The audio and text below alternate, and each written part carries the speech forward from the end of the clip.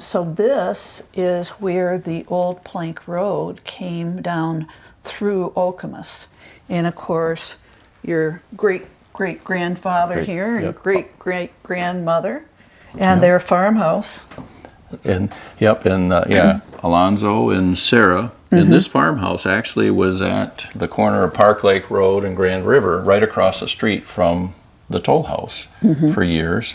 And those of you that know Old Okemos, they sold that land to Tony Coates, and he had his furniture store there for many, many years. Okay. And the grandson of Tony Coates now runs the Pilgrim House. Oh, good for him. So I didn't know that connection. I talked to him the other day. Yes. So, well, you know, there's something about Meridian Township. When you grew up here, you just, you want to stick around. Yeah, there's just so much here. Yeah. A lot of changes, but a lot of memories. So these are not the true toll charges from the time. I believe it was 1 cent per house. I believe it was 1 cent per horse per mile. But because we work with so many school children here at the village, we wanted to give them an interactive type of activity. And so if I'm working with the students, I might ask them, okay, you're a foot passenger. Now you're going to take 1 neat creature and 2 swine to market. How much would you have to pay me? Then the next question, of course, is what is a neat creature? And the children quite often tell me it's their mother.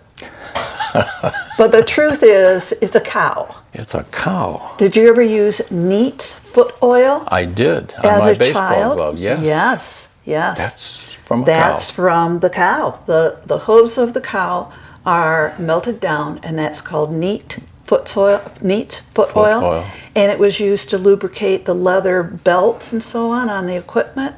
And of course, the catcher's mitt. Catcher's mitt, exactly right. Yes. Interesting.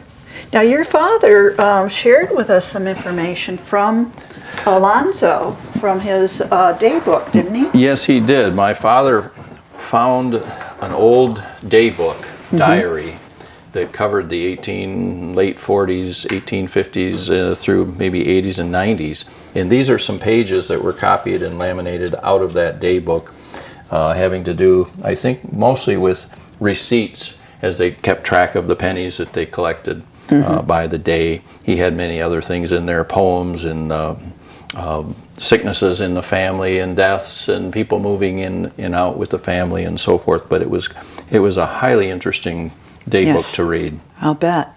Now, you know, a lot of people today, I think, don't understand how important it was back then, especially for farmers, to keep a daily log, because that's how they're going to determine what to do with their crops the following season. You know, exactly. Rotating them. Okay, this crop did well this year, it didn't do well, last year. And so that was important to your farming. It was, as well as the weather. It was a harsh weather, so this didn't do well in harsh weather. Yeah, the farmers had it tough back then. That's right. He even kept track of what it cost him to build the farm. They have a house that still stands on Park Lake Road. It was built in 1872, that white brick 2-story. Yes.